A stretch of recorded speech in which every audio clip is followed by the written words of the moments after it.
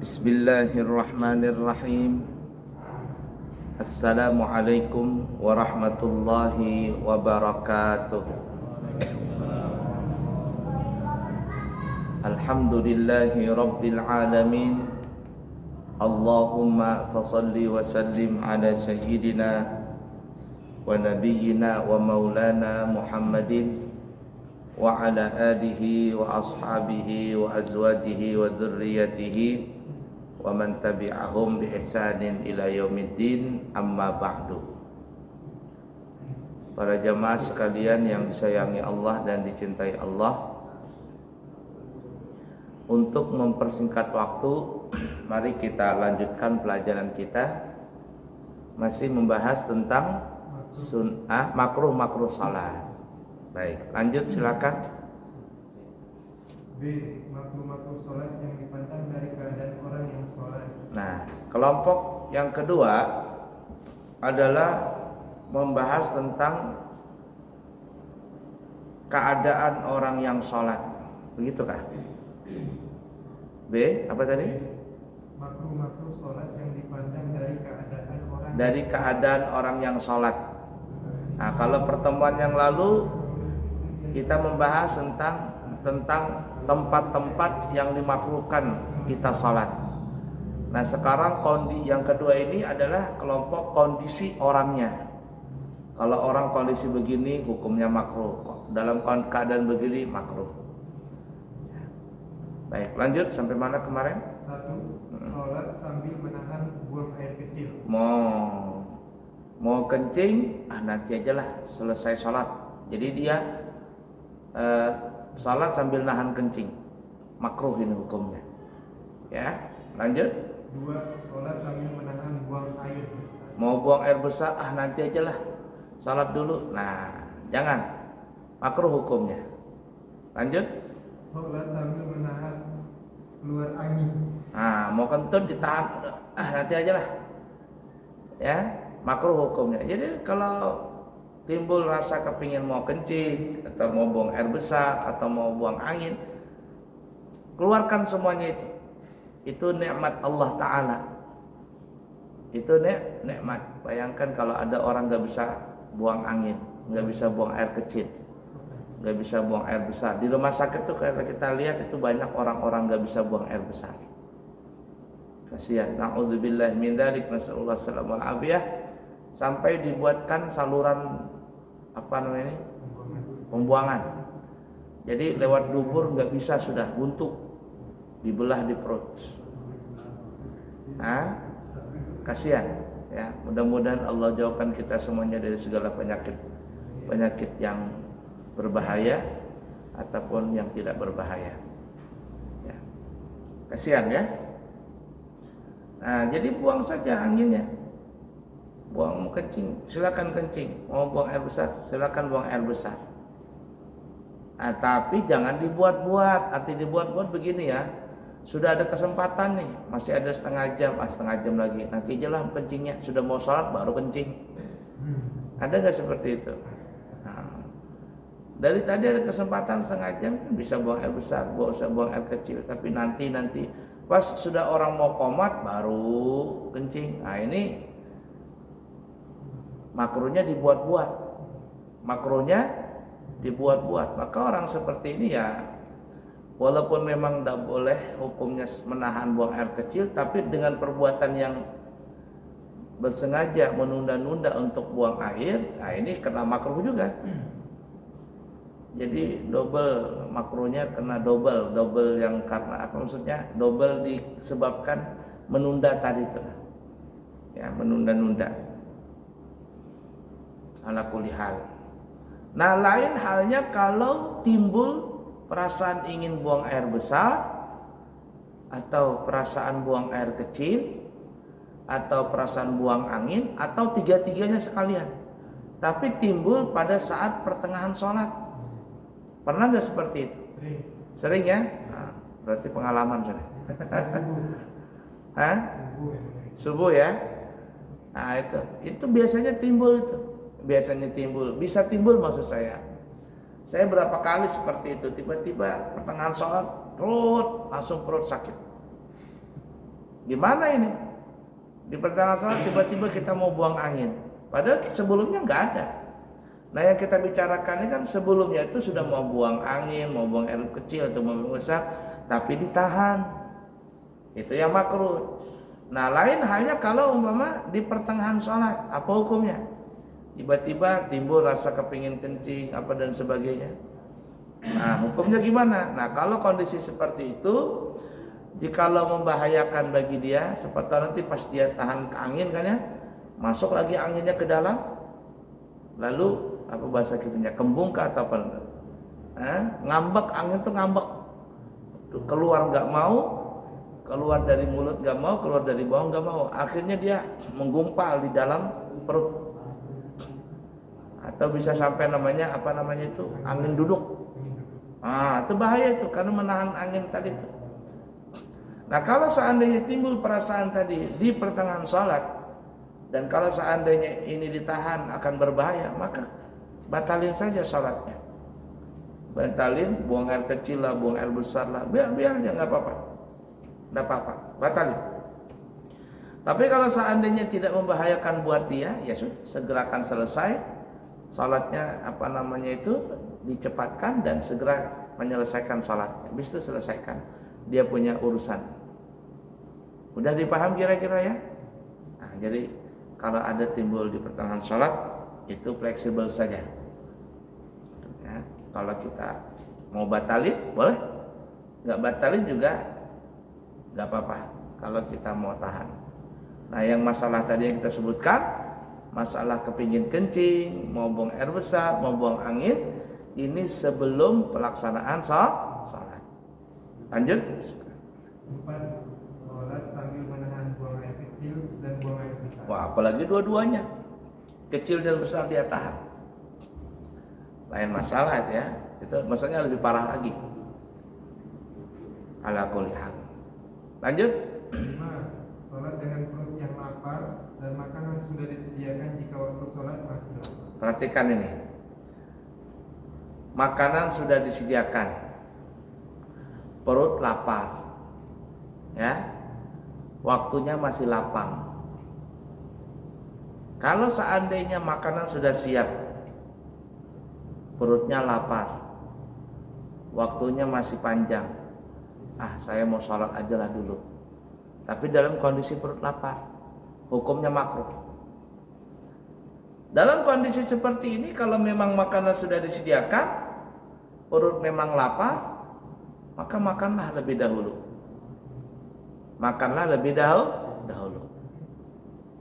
Tapi ingat nih ya, syaratnya tadi, perut lapar, makanan sudah disediakan, waktunya lama. Masih lama maksudnya. Kalau seandainya perutnya lapar, tapi makanan belum disediakan, aku lapar, aku nanti sholatnya selesai makan. Mana selesai makan, makanan aja belum siap. Maka dengan kondisi seperti ini, sholat diutamakan, setelah itu dia makan. Loh kenapa dia sholat dulu? Karena makanan belum disediakan. Atau makanan sudah disediakan, tapi perutnya belum lapar. Ada nggak seperti itu? Banyak, saya belum lapar-lapar banget, saya mau sholat dulu, mau sholat zuhur dulu. Ya tidak apa-apa. Kenapa? Karena dia belum lapar-lapar banget. Nah, jadi syaratnya tadi itu berapa? 5. Enggak, syaratnya tadi perutnya lapar, makanan sudah disediakan. Kan ya? Dari pendapat yang lain mengatakan waktu sholat masih panjang. Mungkin saya pernah cerita di sini atau tidak ya, wallah alam. Dulu saya waktu jadi pengulu sering sekali diundang pihak pemerintahan Balikpapan. Jadi kalau ada acara event ini, event itu, seminar ini, seminar itu, ya disuruh kita ikut gitu. Ya, sering sekali. Jadi waktu acara seperti itu kita cuma datang dengarkan apa yang dibicarakan gitu kan ya. Makanan disediakan, kemudian kopi break ada, semuanya ada, pulangnya dikasih amplop lagi.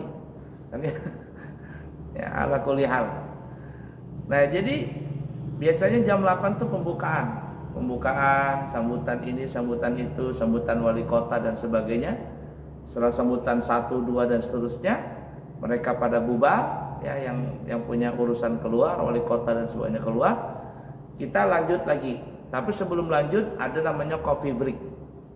Coffee break itu biasanya jam 9 atau jam 10. Coffee break. Ngopi dulu, ada kue-kue, snack dan sebagainya. Kalau di hotel nggak ada rokok, tapi kalau yang di tempat lain mungkin disediakan rokok. Tapi biasanya nggak ada rokok.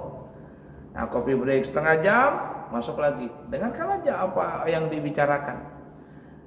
Nah, sampailah waktu makan. Dulu saya nggak tahu tuh ada jadwal kan, jadwal apa namanya nih, jadwal acaranya. Di situ ada tulisan isoma.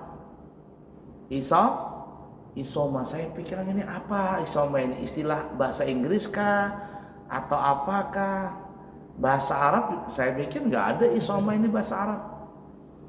Jadi sudah berapa kali acara ya, artinya berapa kali pertemuan begitu. Saya malu nanya, ya sok-sok pintar gitu kan ya.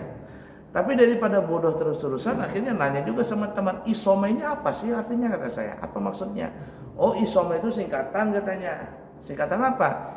Isoma, istirahat, sholat, makan. Oh, istirahat, sholat, makan. Makanya diadakan itu biasanya waktu siang, pas mau istirahat makan siang. Tapi dalam kenyataannya bukan isoma. Terus kan istirahat, sholat, makan. Tapi kenyataannya enggak. Imaso. Apa imaso? Istirahat, makan, sholat. Kadang tuh acara di gedung di kantor wali kota. Di At-Taqwa sudah ada Allahu Akbar, Allahu Akbar. Jadi saya mau sholat gitu, teman-teman saya ajakinnya kita sholat Pak. Ayo. Jangan guru kita sholat. Kenapa enggak jangan sholat? Kalau kita sholat habis makanan katanya. Habis makanan, kan ngantri nih. Ya, pokoknya kalau terlambat habis makanan. Jangan sampai kita sholat dulu. Nah, sebenarnya saya nggak lapar-lapar banget karena kan tadi kan ada coffee break dan sebagainya. Tapi karena dikata-kata dibilangin jangan sholat, kalau sholat nanti makanan habis. Kemudian yang kedua kalau kita sholat nggak ada juga yang sholat, kita sholat nggak ada orang sholat. Ya sudah, ikut barang saja. Kata saya nanti jangan isoma, imaso sekalian tulisannya. Kok imaso? Ya itu istirahat, makan, sholat. Jadi ngantri begitu. Kan ya, jadi ada yang nanya gimana guru ini hukumnya, makan dulu kah sholat dulu? Saya bilang sholat itu nomor 2. Kok nomor 2 guru? Nomor 1 syahadatain kata saya. Nomor 1 mengucapkan 2 kalimat syahadat, ya kan ya. Nomor 2 sholat, dia juga salah. Nah dalam kondisi seperti itu ya silakanlah ya, makan dulu. Kalau memang makanan sudah disediakan dan dalam kondisi perut lapar. Dan diancam. Kalau seandainya kalau nggak sholat duluan habis makanan. Termasuk ancaman gitu kan ya. Ala kulli hal. Baiklah ya. Lanjut. Kalau waktu buka puasa itu gimana? Sama itu. Tenangkan dulu. Ini terkadang panitia buka puasa, yang lagi buka puasa ya, panitia Ramadan nih. Janganlah terlalu cepat. Selesai azan langsung qomat, jangan. Santai saja. Biasanya ya anggaplah 1/4 jam kasih waktu kan ya. Kita 1/4 jam. Di Mekah Madinah kan saya baru pulang Mekah Madinah. Orang buka puasa santai aja. Ya, makan di dalam Masjid Nabawi, Masjidil Haram mereka makan. Orang qomat ini mah lama. Entah kenapa? Karena orang mau buka puasa. Setelah buka puasa, makan dan sebagainya, baru qomat. Nah jadi buka puasa itu jangan terburu-buru berbuka puasa. Santai saja, makan ote-ote. Tapi jangan juga terlalu santai. Artinya terlalu santai ini makan dulu. Jangan orang Banjar berhimat benar makan, membantas bukan lagi yang rakus. Membantas itu apa aja dimakan. Selesai buka puasa, kenyangan perut. Pas mau sholat sujud tak keluar nih makanan karena kepenuhan kayak mau tak keluar makanan dari ke leher. Nah, itu lebay lagi namanya. baik lagi. Terus terang saya kalau puasa tiap Ramadan itu ya paling-paling buka puasa itu ote-ote, air putih, teh maksudnya ya. Sudah jalan dah. OTT-nya berapa Ustaz? Hah? OTT-nya 4, 5 ya kan? Ote-ote ya 4, 5 kan. Nanti nggak makan lagi, nggak makan malam. Makannya kapan? Sahur. Sahur. Nah kecuali itu kalau saya ada acara ya, acara di mana gitu buka puasa, paling-paling makanan ringan saja. Terkadang disuruh makan guru. Aduh, lihat begitu ngantri, bingung saya ngelihat ngantrinya. Terkadang tak tinggalkan tuh. Saya mau jalan kata saya.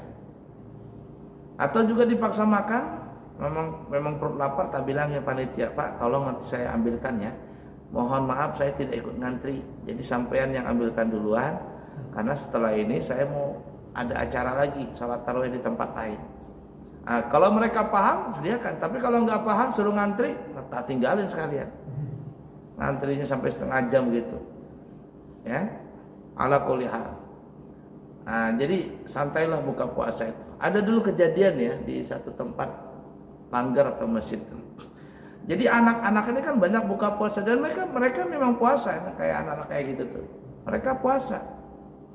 Anak-anak ini kan nggak cepat makannya, nggak seperti kayak anak remaja atau bapak-bapak gitu ya. Kalau sudah buka puasa kan ote-ote dilihatin semua itu, matanya kok ote-ote semua. Apalagi kalau ote-otenya ada udang gitu, dilirikin semuanya. Jadi anak-anak ini ada cerita makan, baru dapat 1 biji separuh, minum baru sedikit, ditarikin sama panitia Ramadan. Panitikin ngadu dia sama mamanya, Mak, aku nggak mau lagi buka puasa di langgar. Kenapa kata mamanya? Oh, belum habis sudah ditarikin katanya. Nah, jangan juga. Jadi disepakatilah waktu itu 1/4 jam kah, ya. Nanti setelah itu baru qomat. Ala kulli hal, tenangkan dulu perut, semuanya tenang. Setelah senang baru kita sholat. Lanjut. 6. Sholat sambil memakai sepatu dari kulit yang sempit. Terlalu sempit pakai khuffain. Khuffain itu semacam kaos kaki tapi terbuat dari kulit. Saya punya di pesantren, saya punya. Terlalu sempit, ketaat begitu. Jangan, makruh. Di Madinah itu musim dingin sekarang. Saya kemarin Madinah itu sampai derajatnya 16 derajat. Ada sampai kemarin katanya 14 derajat. Dingin banget ya. AC itu kalau 16 derajat dingin. Apalagi yang 2 PK tambahnya dingin. Jadi dingin sekali, pecah-pecah kulit semuanya ya. Dingin. Nah, ada banyak orang yang pakai khuffain. Nah, saya nggak pakai khuffain, pakai kaos kaki aja sama kaos tangan. Nah, jadi kalau ada orang sholat dengan memakai khuffain yang terlalu sempit, ini akan mengakibatkan dia nggak bisa konsentrasi karena kakinya terjepit dengan itu. Ya kayak sepatu gitu nah ya. Sepatu gimana kalau kita pakai sepatu ukurannya sempit? Kita punya kaki ukuran 42, tapi kita pakai umpama ukuran 39. Gimana rasanya? Sempit, tidak enak. Nah, itu yang membuat nanti sholat tidak bisa khusyuk. Lanjut. 7. Sholat sambil dalam keadaan Marah, lagi kesel nih, ya jangan. Suami lagi kesel sama istri lagi kesel sama suami, jangan sholat dulu, tenangin. Kenapa? Karena kalau dia sholat sambil dalam keadaan kesel itu bahaya. Gimana bahaya ya? 1, dia nggak bisa konsentrasi. 2, ketika dia sholat doanya jelek. Nah, ada umpama seorang istri curiga suaminya selingkuh, didoain, mudahin katanya yang lelakiku ini bohong, ya Allah hancurkan dia. Oh, jelek banget doanya. Jangan dalam kondisi marah, jangan. Jadi kalau seandainya dalam lagi kesel atau tenangkan dulu, sudah tenang, mandi apa semuanya tenang, baru salat. Karena kalau dia salat dalam keadaan kesal, 1 dia nggak bisa konsentrasi, 2 yang repotnya nanti dia berdoa yang jelek-jelek. Nah, kalau orang kesel itu kan biasanya konsentrasinya buyar, pikirnya pendek, akhirnya doanya yang jelek-jelek. Jangan. Lanjut. 8. Sholat seperti orang yang memakai kain ihram. Pakai kain ihram. Kain ihram tuh nggak pakai baju tapi dia begini. Nah. sedangkan dia bukan berihram. Kayak gini, jangan ya.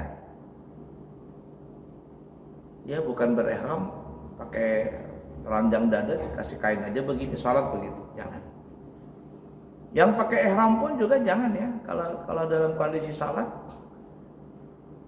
tutuplah badannya begini kalau salat itu. Nah, begini saja. Nah, paham ya? Jangan terbuka bahunya. Lanjut. 9. Sholat sambil dalam keadaan ngantuk. Ngantuk.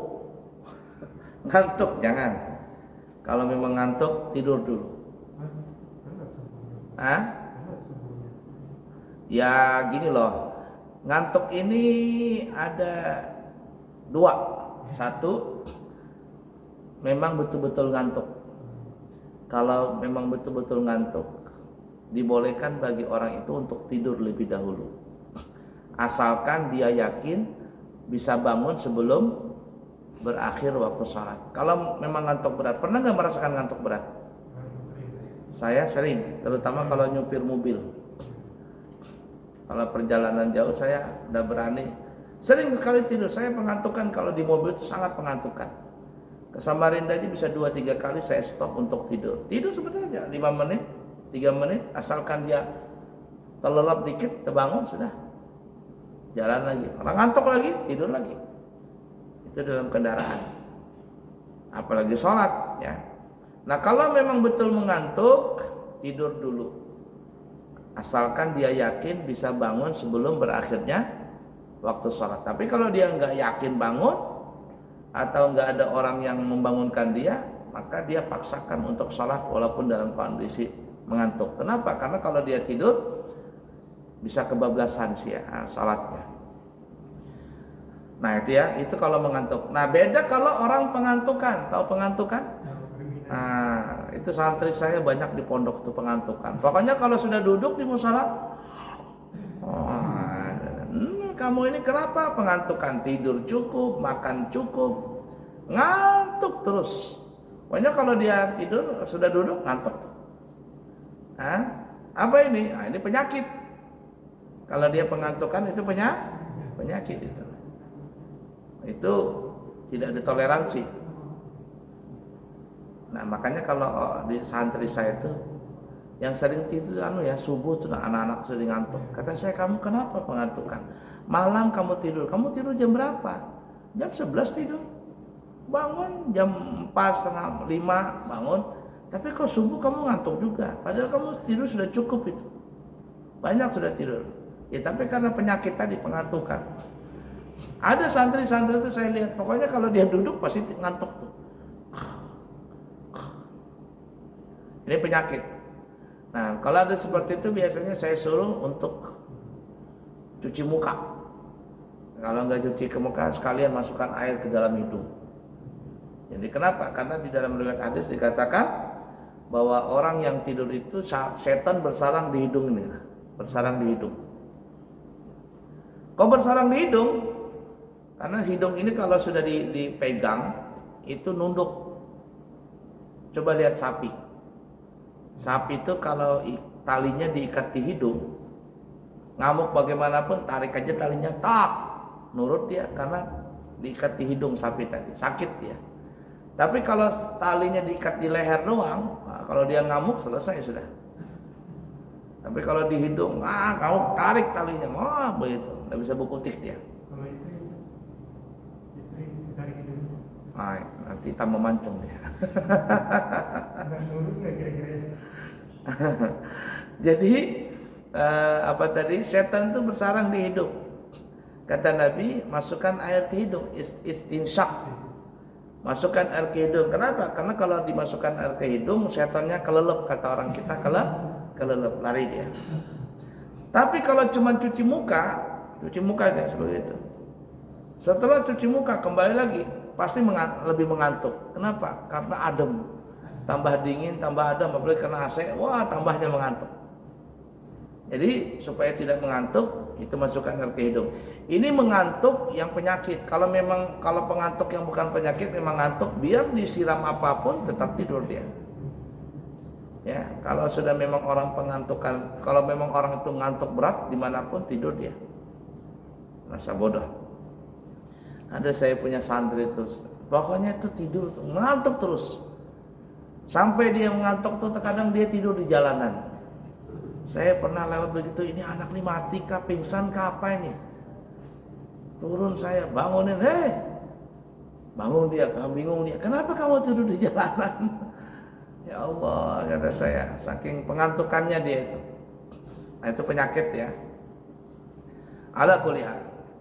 Nah, jadi salat sambil mengantuk hukumnya makruh. Ini kalau memang ngantuk berat, lain pengantukan. Kalau pengantukan itu penyakit. Lanjut. 10. Salat sambil menutup mulut dan hidung dengan kain, ini untuk perempuan. Adapun untuk laki-laki dimakruhkan salat sambil menutup hidung saja atau mulutnya saja. Pakai masker tanpa ada hajat, sholat pakai masker. Perempuan pakai cadar. Hidung dan mulut ditutup, itu hukumnya makruh. Kalau tidak ada hajat. Tapi kalau ada hajat, memang musim corona umpama, ini kan corona katanya ada lagi, tapi nggak terlalu parah. Ya, di Saudi itu banyak pakai masker orang. Nah, pakai masker, padahal nggak ada hajat. Lain ada hajat, memang musim penyakit dan pilek dan sebagainya, tidak apa-apa. Tapi kalau nggak ada hajat, makruh hukumnya. Perempuan begitu juga, kalau ada hajat atau umpama darurat, dia sholat biasanya pakai cadar, di depannya ini banyak laki-laki yang bukan mahram, ya sudah sholat pakai cadar. Kenapa? Karena kalau dia buka cadarnya akan dia terlihat dia punya wajah oleh laki-laki yang bukan mahram. Dalam kondisi itu nggak ada masalah. Tapi kalau nggak ada hajat, nutup hidung dan mulut bagi perempuan makruh. Atau laki-laki sendiri, laki-laki nutup mulut saja gini, sholat begini aja. Nutup mulut doang. Atau nutup hidungnya doang. Apalagi dua-duanya ditutup. Hukumnya makruh. Kenapa? Kalau seandainya tidak ada hajat atau tidak ada keperluan. Mudah dipaham?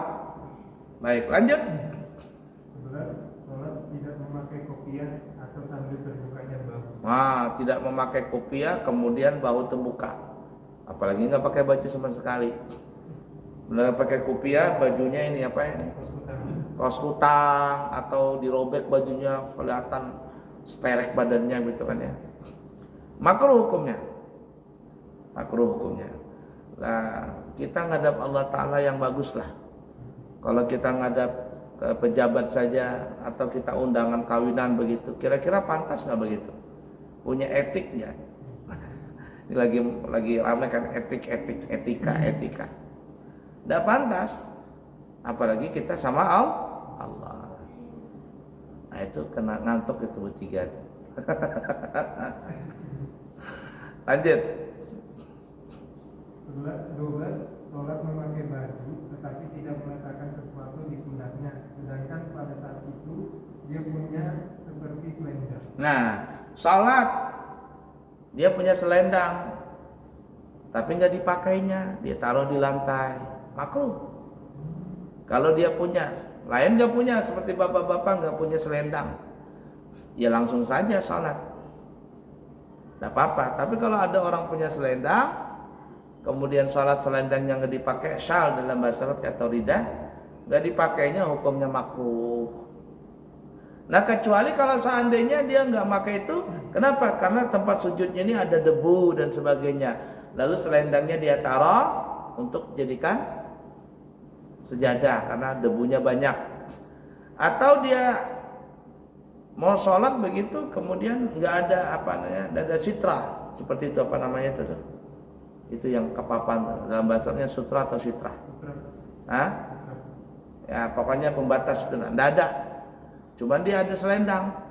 Nah dia taruh selendang tadi supaya apa? Supaya ada batasan. Artinya kalau ada orang yang lewat, jangan lewat di depan saya yang lagi sholat. Kenapa? Karena ada selendang ini. Nah, tapi kalau di Mekah, di Madinah itu kita sholat walaupun ada tas, ada selendang atau apa, wah tetap aja orang orang itu lewat di depan kita, masa bodoh. Muyak juga terkadang saya ngeliat orang begitu. Tapi adatnya memang di sana begitu sih. Padahal kan nggak boleh orang sholat, kemudian ada tanda, ada sutrahnya di depan, kemudian dilewatin sama orang yang lewat tuh hukumnya ada yang mengatakan makruh, ada yang mengatakan haram. Ulama banyak mengatakan haram, walaupun Imam Nawawi mengatakan makruh. Ya. Nah, kecuali kalau seandainya nggak ada tandanya, sholat nggak punya tanda, atau sholat di depan pintu, orang masuk dia sholat di depan pintu, lewatin aja. Atau sholat kita mau ke depan, ada shop yang kosong, tapi mau nggak mau kita ngelewatin orang yang sholat, itu nggak ada masalah. Di Mekah Madinah itu sering tuh orang sudah sholat, tapi di shop yang depan atau kanan kiri masih kosong. Biasanya mutawifnya itu, askarnya itu bilang, tal, katanya kesini katanya. Lewat kita di depan orang yang sholat, nggak ada masalah. Kenapa nggak ada masalah? Karena ada shop yang kosong. Udah dipaham kira-kira ya? Nah, jadi kalau yang pakai selendangnya dipakai. Biasakan pakai selendang. Mohon maaf, saya pribadi ya, kalau sholat itu nggak pakai selendang, nggak pakai surban, nggak pakai cincin, itu kayaknya ada yang kurang. Ibarat kata sayur nggak ada garamnya gitu, hambar. Apa kata saya ini? Nah, jadi biasanya itu cincin, sorban, bolang, sal, kemudian ini siwak selalu tak pakai. Kalau seandainya nggak dipakai, ya tadi kayak sayur kurang garam begitu. Ya, ala kuliah. Biasakan pakai selendang. Nggak mesti ustadz yang pakai selendang. Nah, orang biasa pun boleh ya. Baik, lanjut. 13. Sholat memakai pakaian yang bergambar atau memakai pakaian yang banyak corak-coraknya. Wah, bergambar. Ya, coblos kumisnya, coblos sarungnya, coblos ini itu macam-macam kan ya, partai ini ya. Nah, apalagi habis debat ini ramai lagi. Apa ini? Makruh. Salat yang bergambar atau bertuliskan. Tuliskan apa begitu kan ya? Kan banyak tuh baju yang ada tulisan-tulisannya anak muda itu. Makruh. Salat bergambar tadi. Bahkan ada saat waktu saya belajar di Ampel ya tahun 97-98. Jadi saya itu punya guru lah ya. Kita bisa katakan guru yang sering kita minta nasihat. Jadi waktu kita datang ke guru itu, beliau bilang nih ya, apa kata beliau? Katanya kalau kamu sholat pakai sarung nih, lambang sarungnya itu jangan taruh di belakang, taruh di depan atau di gulung. Saya bilang kenapa Habib? Kan Habib nih, kenapa ya Habib? Karena kalau lambangnya itu umpama gajah duduk kah, gajah teberangkang kah, gajah berdiri kah, apa gitu kan ya, ya wadimor kah apa dan sebagainya, itu taruh di belakang. Biasanya kan kita pakai sarung begitu kan ya, lambangnya di bawah. Nanti dilihat sama orang, gara-gara orang ngelihat sarung kita, nanti dia buyar pikiran, ini gajah duduk, kayaknya nomor 1 gajah duduknya ini nih. Berapa harganya ini? Wah, saya mau beli juga. Gara-gara kita, orang yang melihat kita nggak bisa konsen. Nah itu begitunya tuh Habib tadi. Jadi kata ulama, kita jangan, ibarat kata ya, kita jangan bikin dosa dan jangan gara-gara kita orang berdosa. Jangan. Kita jangan bikin dosa dan jangan juga kita gara-gara kita orang berdosa. Ya, kita nggak berbuat dosa, tapi gara-gara kita orang jadi bikin dosa. Jangan. Ya. Kita nggak boleh berprasangka buruk, tapi jangan juga kita menjadikan diri kita kita jadikan orang berprasangka buruk dengan kita. Jangan. Kita nggak boleh suudzon sama orang. Dan kita menjaga diri kita jangan sampai orang bersuudzon dengan kita. Maka dianjurkan kita menghindar daripada fitnah. Ya, arti menghindar dari fitnah itu jangan melakukan perbuatan yang bikin orang tanda tanya dengan kita. Nah, umpama ya minum khamar itu haram kan ya, kita jangan minum khamar, dan kita jangan berteman dengan orang peminum khamar. Kita tidak minum khamar, ya bagus, dan kita jangan berteman dengan minum khamar. Walaupun kita tidak minum khamar, tapi kalau kita berteman, orang lain akan menyangka kepada kita ini peminum. Jadi jangan salahkan kalau ada orang menyangka kita yang jelek-jelek karena perbuatan kita. Walaupun kita tidak melakukan itu, tapi kita berteman dengan orang seperti itu. Nah, lain kalau seandainya dakwah ke pemabok dan sebagainya, lain masalah. Jamaah tabligh itu, nah, tahu jamaah tabligh? Itu kan jamaah tabligh tuh orang pemabok didakwahinnya. Orang lagi main kartu, lagi main judi, main domino, main apa, didatanginya sama-sama jamaah tabligh, Pak. Mari kita salat, Pak, fadilahnya besar, ini itu dan sebagainya. Terkadang orang yang pemabok ini, yang pemain catur itu marah pertama, tapi jamaah tabligh ini nggak bosan, sekali, 2 kali, 3 kali, 4 kali, lulu juga akhirnya. Makanya lihat jamaah tabligh itu pengikutnya bertato-tato tuh, ya, bertato-tato, preman-preman tobat. Bukan hanya badan yang ditato, matanya ditatonya, biji matanya ditatonya, saking seperti itunya, nggak ada lagi tempat itu. Yang mereka dakwanya luar biasa. Makanya saya terus terang sama jamaah tabligh itu kagum. Saya kagum sekali. Di Mekah itu kalau saya lihat pertengahan jamaah tabligh dari India, dari mana? Jamaah tabligh? Kata saya, ya, naam katanya.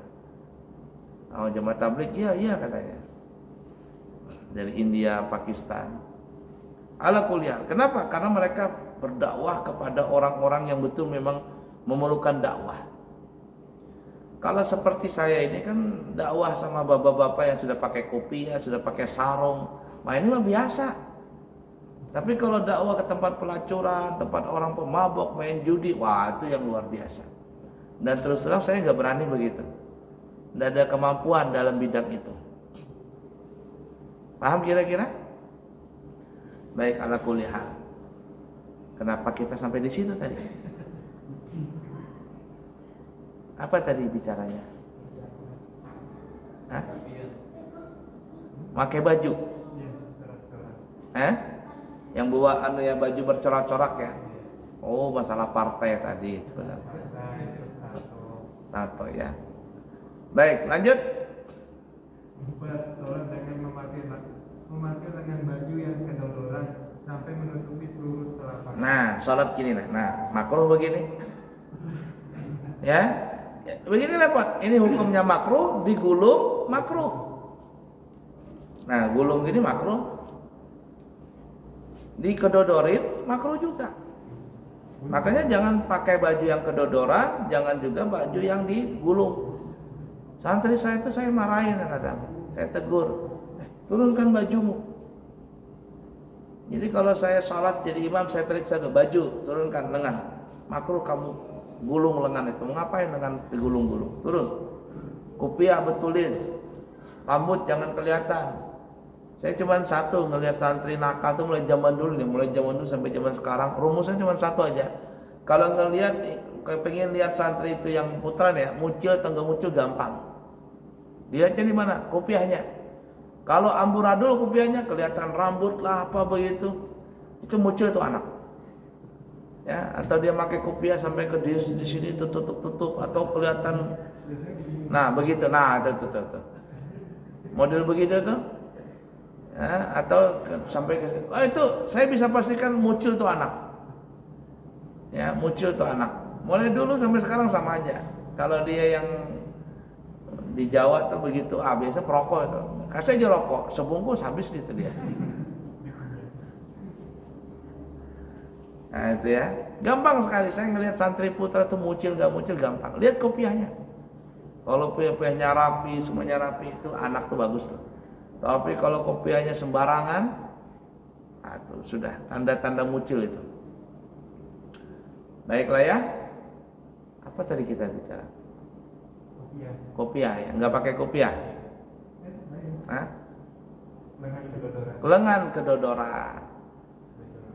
Lengan kedodoran, termasuk kaki ya, kaki apa? Celana. Celana kedodoran, sarung kedodoran, itu makruh. Digulung makruh, kedodoran makruh. Kan ada tuh orang salafi, kalau dia sholat digulungnya celananya. Setelah sholat dia turunkan lagi.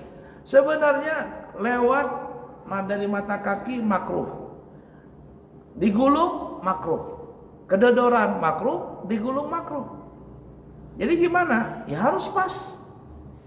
Pakai baju harus pas, pakai celana atau sarung juga harus pas. Jangan digulung intinya, digulung jangan, kedodoran jangan. Baik, sampai waktu 1 menit lagi. Nomor berapa itu?